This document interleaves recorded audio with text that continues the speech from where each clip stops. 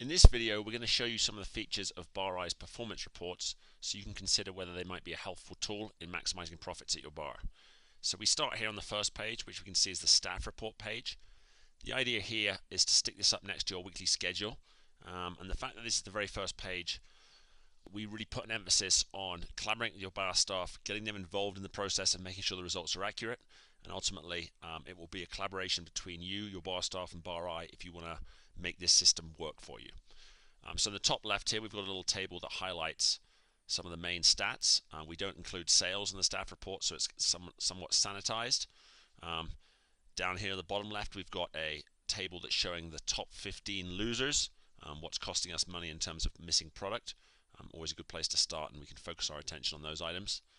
On the right hand side, there's a series of graphs which summarize the last 5 cycles. So at the top here, we can see this bar does extremely well, has very high consistency. Their lowest score out of those 5 was on the 12th of June, and that was a low score for them at 96. And actually, when we look down here at the next graph, we can see that the performance gap on that date here was 1%. That means that the liquor cost was 1% higher than it would have been if they had 0 missing product. Then the final graph down the bottom here is just a graph that shows you the volume over the last 5 cycles, so we can see their volume has been growing. That's because this is a bar located in the mountains, so it picks up as their summer season kicks in. Quickly mention the assumptions down in the bottom left, and then here we have spaces for your manager or bartenders to sign to say that they have read the report and understood it. And then a lot of times our clients will also sort of annotate if there's particular problems or if they've realized that something was sent back, so they'll kind of scribble all over that.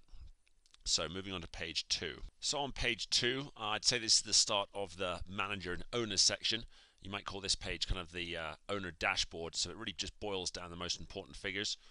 At the top, we always fill in with our handwritten comments, summarize the results and provide any recommendations on what we should be doing this week or cycle to improve performance next time.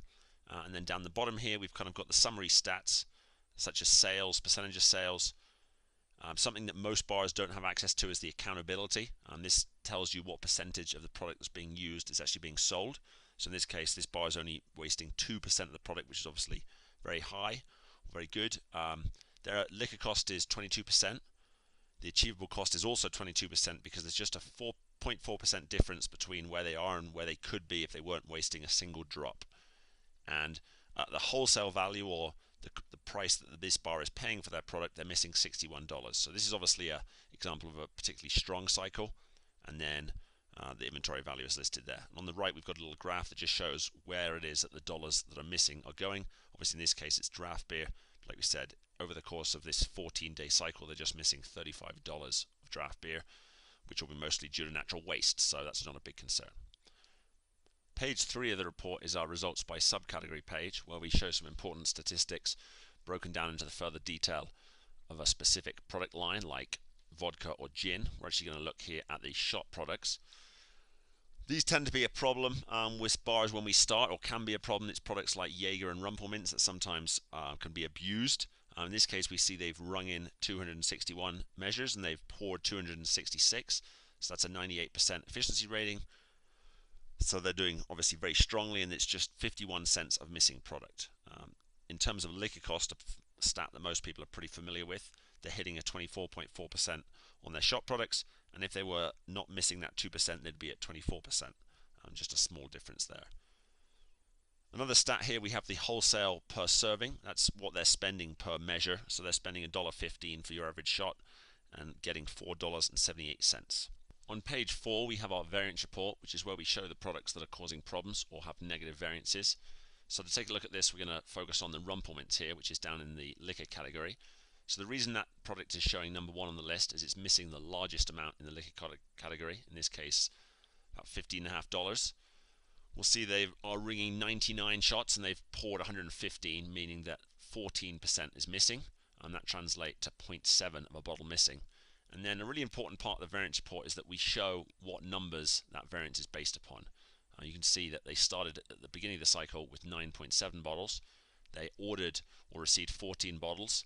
And when you factor in the 4.4 they sold, we would have expected to find 19.3 bottles, but actually we found 18.6, so that's where that 0.7 variance So that's a really important part of this report and process, is that it's not just good enough for these reports to be accurate. Your staff has to be able to verify and understand how they are accurate, and that's really important in terms of getting their trust and therefore their engagement in terms of improving things. Last but not least, on a BARI report, on page 5 onwards, we have the every product detail section. This is simply where we provide performance stats on every single product that you have in your bar, so you can verify performance or check how performance of every product is doing. So as a worked example, let's run here with Miller High Life, champagne of beers they would have us believe. We can see there's 203 rung, but 211 were poured. So that 96% accountability rating comes from 8 missing bottles, and last cycle missing 1. So that's a slight increasing trend. I'm going to keep an eye on that next week. And then the final bit, we see that number 3.4 over on the right. That is the current stock in cases. And the reason that product is highlighted in light grey and red is that you see the par to the right at 3.6. So we're currently below what is needed to have enough stock for the coming week. And that's a nice little feature of a BARI report that will help you do your ordering. This is a quick reference guide, but there is a separate order guide which will actually give you a list of what you need to order, organized by your distributors. Once again, thanks for watching, and let us know if you'd like to see some other videos.